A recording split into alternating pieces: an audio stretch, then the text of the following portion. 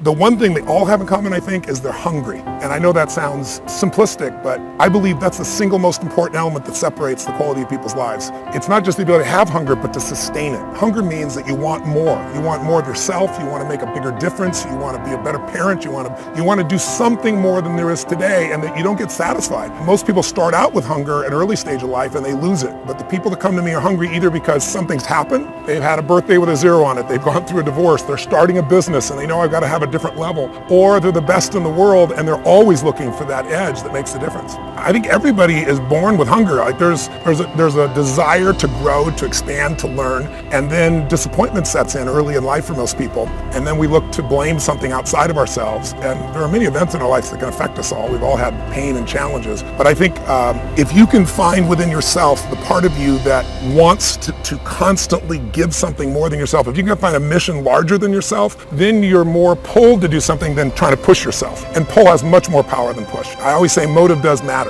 That if your motive is to serve something greater, there is an energy that comes up inside of you. So I feed 2 million people a year because somebody fed my family when I was 11 years old, and now this year we're feeding 4 million. I want to do more in that area. And every business I'm in, that drive just doesn't go away. Well, it's interesting, since 2008, you've seen most large enterprise companies have really figured out how to respond to the world economic crisis at that time by cutting, right? They figured out how to cut their costs, they grew their bottom lines, and they built up their cash. And so they've done very well. But that was 5 years ago, and it's getting hard to keep cutting.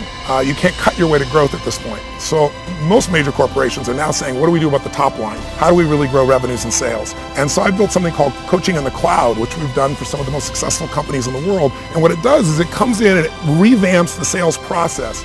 Ultimately, if you're going to have lasting change in anything, you're really talking about just raising your standards. I always tell people, if you want to know how to change your life, I give it to you in 3 words, boring as it sounds: raise your standards. And what does that mean? Corny as it sounds. Raise your standards. Oh, thank you for the breakthrough thought, Tony. I'm glad I wasted my time watching this little email with you. But think about it. Lasting change is different than a goal.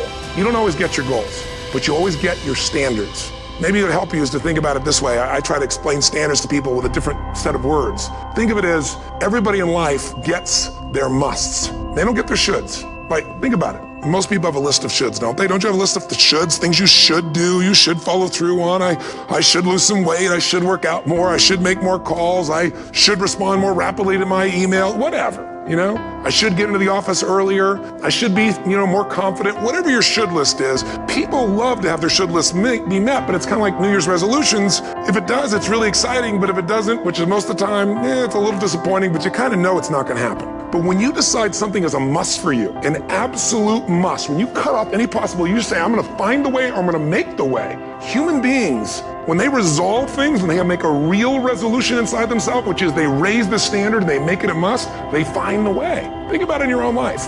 Haven't you had some area of your life where you raise your standard and your life has never been the same? Maybe at one time in your life you smoked cigarettes, or you did something and you did it for years and you kept trying to change it and kept telling yourself I should. And then one day something happened. Something just clicked you over. Something took you over that kind of tipping point. And inside yourself you said no more. And it was a very, very different experience, wasn't it? Something inside of you shifted, and what was a should became a must, and you've never gone back.